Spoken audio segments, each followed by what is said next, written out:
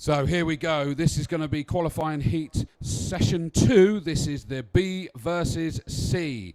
And the drivers are getting ready. We're looking through the fog of the white pollen that's basically blowing itself across the circuit here, which I know is being challenging for a few of the drivers that suffer from hay fever. But even just walking along, you find it suddenly disappearing into your mouth and up your nose. It's quite a challenge. But I think the pollen gets out of the way when these carts come zipping down the circuit. They don't hang about, and neither are these drivers going to.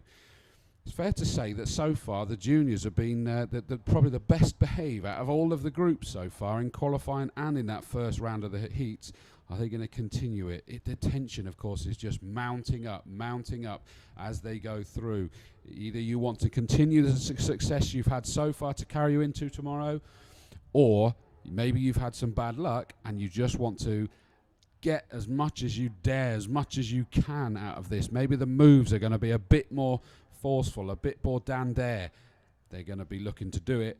8 seconds remaining, and the cars will be released onto the circuit for our first post-lunch race. We don't get much of a gap between session 2 and 3, so here we go. Here is the grid for the qualifying heat B versus C. On pole position is Glenn Van Berlo, and alongside him is Axel Charpentier. Arrives here as the championship leader. What's he going to be able to do in this heat? Row 2 is Killian Meyer and Tamino Bergmeyer. Third row is Tom Canning and Ollie Caldwell. Row 4, Laurie Lepper and Hugo Anderson. Row 5, Titus Shanghai Schmidley. And alongside him is Jason Ferrati. Row 6, Andre Walter and Conor McCarthy, younger brother of last year's champion Jack McCarthy. Row 7, Antoine Perceval and Matteo Capritic. Row 8 is Kamanok Artsemi and Phil Durr.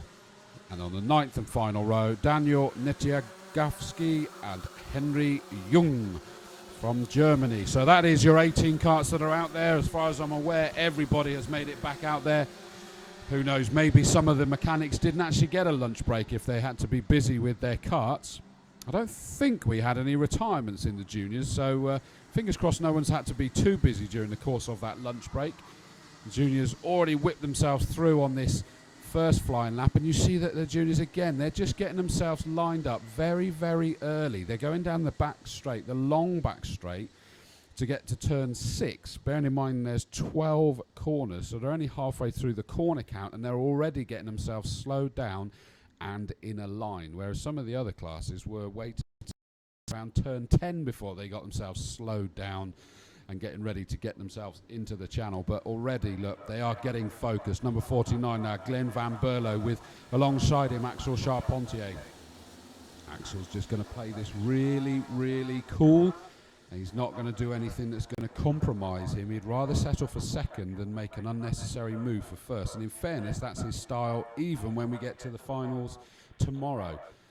So here we go down the final straight between turns 10 and 11, just 2 more corners to go. So they're getting themselves slowed down by the marshals, ready for this 8-lap race. This is their second heat today, second of 3 heats for them today in the Sete Lagi, and we're just looking to see them get into the channels. They're there, and everybody seems fairly happy. There's a bit of bumping and boring as they come across the line. I think that we've been given the go-ahead, have we, so far? And it looks like that indeed the inside line has worked for Glenn Van Berlo, and in fact I think that the inside line, well, for a moment I thought it was going to work for Killian Meyer, and but fair play, Axel Charpentier was not standing on ceremony there, was he? He just closed him out and forced himself back up into that second position. He was not going to be passed just because he had the outside line. And look at this, Axel Charpentier makes a move and he manages to get himself up into the lead, and following him through is 26 Killian Meyer, follows up into second, and I think we had another move there. Who's just moved up into third position? Can't quite make it out. I think that Glenn Van Berlo just lost 2 positions. It's the number 33 car of Tamino Bergmeyer. He got a second in the earlier race as well, from memory. Yes, he did indeed. So up into third position, and down goes our pole sitter, Glenn Van Berlo. He'd managed to get the lead, but it's that infamous restaurant corner that can just leave you hung out to dry on the marbles that does enable 2, 3, 4 carts to follow through. Well, he lost 3 positions as a result of the move by Axel Charpentier. I sort of said that he would just comfortably slot himself in there and settle for second if he has to. That kind of made me a liar there, didn't it, really? Oh, that's a very wide line by Axel Charpentier around Restaurant Corner down at turn number 7, but he's just carried that speed through to turn 8, and he's still there in the lead. But look at the train of karts behind him. They are not going to let him scamper away by any stretch of the imagination, are they? But Axel has a very good little trick where he does slow them down. He doesn't run away straight away, leaving the second position kart more focusing on defending than he is on actually trying to make the move. But look at this, it is Axel Charpentier from Kilian Meyer, and then just behind them it's Bergmeyer, Van Berlo, Ollie Coldwell there in 5th position, Tom Canning, Laurie Lepper, Anderson, Conor McCarthy up into 9th position. He's made up 3 positions there. Great start from Conor McCarthy, as we've got 6 cars absolutely glued together down the back straight to number 6. Oh, and we've got over the back there. That was some big contact. That was number 33, Tamino Bergmeyer. It looked like he went over the back of, I think that was Glenn Van Berlo. And it did look like a little bit of bodywork went flying there. Just as they got on the brakes for turn number 7, Restaurant Corner, you just suddenly saw his car leap up into the air, straight back down again, and hopefully he's not done too much damage. He's going to be able to continue.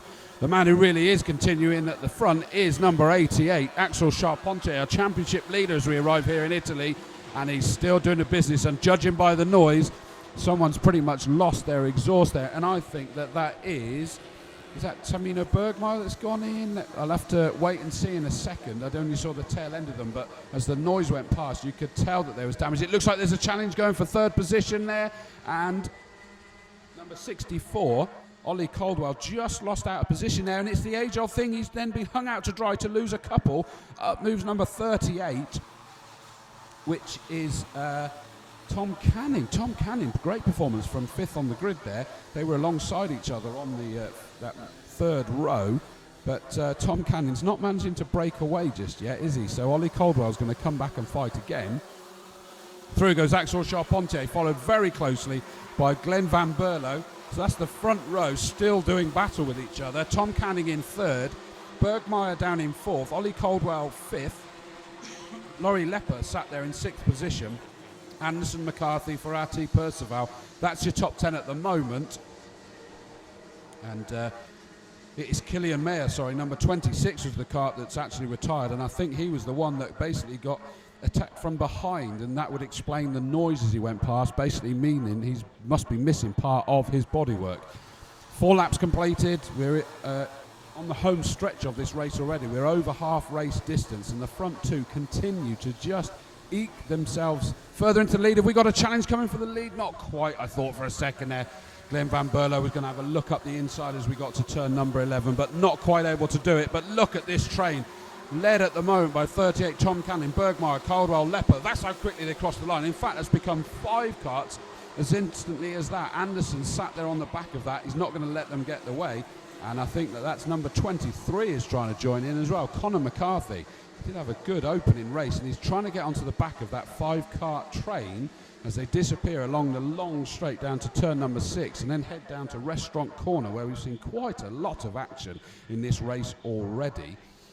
And it is still at the head of that train is the number 38 car of Tom Canning. Oh, and we do have a change there. Number 64, Ollie Coldwell's managed to jump up the inside of Bergmeyer, and he gets himself up into 4th position. Next target, it's Tom Canning. So what is Ollie Coldwell going to be doing there? He's just belying the fact that he's in all sorts of pain with his broken rib. He's not been able to break away from the number 33 Bergmeyer though, has he? He's still there. Look at it. It is really the 3 of them. Is Bergmeyer lining Ollie Coldwell up for a move? Not quite there. If you pull off a move, try to pull off a move, throw those S's, and it doesn't work, you're compromised all the way down that back straight where momentum is king, all the way down to turn 6 and that very risky turn 7. The hairpin down at Restaurant Corner, where we've seen that you not only lose one, you typically tend to lose multiple positions. So they're on their penultimate lap at the moment. It's still Axel Charpentier from Glenn Van Berlo out front. The 2 of them just broken away and cleared everyone else. Tom Canning, Ollie Coldwell, and very much joined by Bergmeyer in the number 33 car. It's kind of become just those 3 to some extent at the moment, because they've managed to pull out a bit of a gap. But it is, as you were at the moment, Then it's the gap back to Anderson, Lepper and Conor McCarthy. Takes you down to 8th position. Ferrati and Percival onto their final lap is your top 10.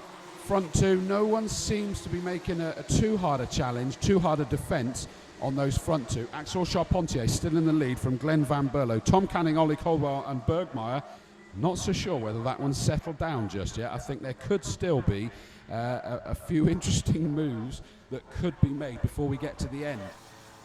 Excuse me. Axel Charpentier heading down towards turn 10. He's then just got 2 more corners to come through and take his second win of the day. Exactly what he wants. And it will be the second place for Glenn Van Berlo. So his good consistency. Through they come. Checkered flag. Axel Charpentier. Oh, I thought Ollie Caldwell was going to make a move on Tom Canning at the end there. That was mighty, mighty close. Crossing the line, 0.092 behind Tom Canning. Just behind them was Bergmeyer. So what a performance. Axel Charpentier takes the win. Glenn Van Berlo in second. Tom Canning in third. Fourth was Ollie Caldwell. Then it's the number 33 car of Tamino Bergmeyer in 5th position. 6th was Laurie Lepper. 7th, 39 car of Hugo Anderson. Then it's Conor McCarthy in 8th. Antoine Percival in 9th. Then the 22 car of Jason Ferrati in 10th position. At Semi in 11th. Schmidley in 12th. 13th was Walter. 14th Kapradic. Durr in 15th. Young in 16th. 17th. And the final finisher, Netiagovsky in 17th. And as we know, unfortunately, Kilian Meyer did not finish that race after being attacked from behind, losing clearly from the noise a fair bit of his exhaust. Would have failed any kind of noise test with the sound as it came through. But what an incredible race again. Great victory from Axel Charpentier. Second victory of the day for him. Second place for Glenn Van Berlo. It's still all to play for in the juniors after the first heat of this afternoon. Second heat of the day. One more for these drivers.